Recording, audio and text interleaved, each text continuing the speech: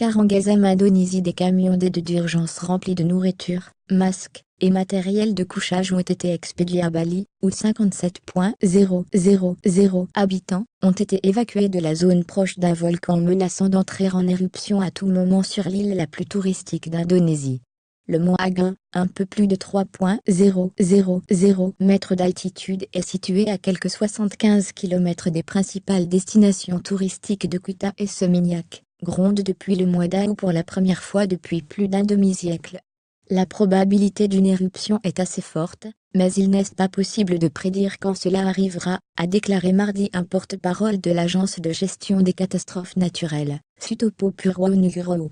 L'augmentation du nombre de secousses sismiques montre que le magma continue de monter vers la surface, le volcan entrant dans une phase critique, a-t-il ajouté. Pour la seule journée de lundi, 564 secousses ont été enregistrées, a indiqué de son côté l'Observatoire indonésien de vulcanologie et des risques géologiques.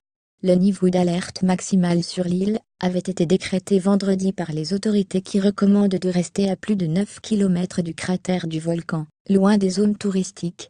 Les touristes et les étrangers peuvent effectuer des activités courantes hors de la zone de danger, a déclaré Alaf, le directeur de l'agence de gestion des risques liés au volcan dans l'est de l'Indonésie, Devi Kamil. Les gens à Bali ne doivent pas paniquer, mais il faut aussi qu'ils soient prudents et se tiennent prêts si la situation devait changer, a-t-il ajouté. L'aéroport international de Denpasar, la capitale de Bali, qui accueille chaque année des millions de touristes, n'est pas affecté pour le moment. Mais les autorités aéroportuaires surveillent de près la situation et anticipent l'éventualité d'une fermeture. La solidarité s'organise. Les habitants évacués ont été accueillis dans des refuges temporaires ou par des proches. Environ 62,000 sont domiciliés dans la zone dangereuse. Près de 2,000 vaches se trouvant aux alentours du mont Agung ont également été évacuées. La solidarité s'organise. Des habitants de Bali, des ONG internationales et le gouvernement local ont commencé à expédier de l'aide d'urgence. Des véhicules remplis de nourriture, d'eau minérale et de couverture effectuent des allées et venues dans les centres d'évacuation dans la montagne. Les déplacés ont surtout besoin d'aliments de base comme du riz, des nouilles instantanées, de l'huile et de l'eau, a déclaré Ikutu Subandi, responsable de la logistique dans le village de Tanaampo, situé dans le district de Karangasem, le plus proche du volcan.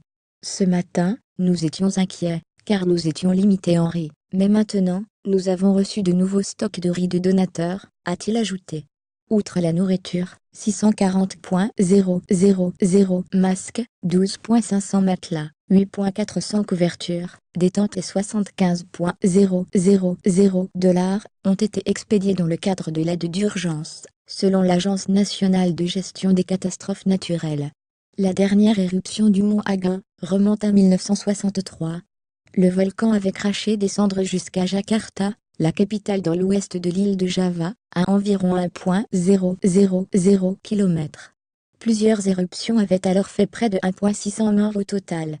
Ailleurs, sur le web, contenu proposé par Taboola.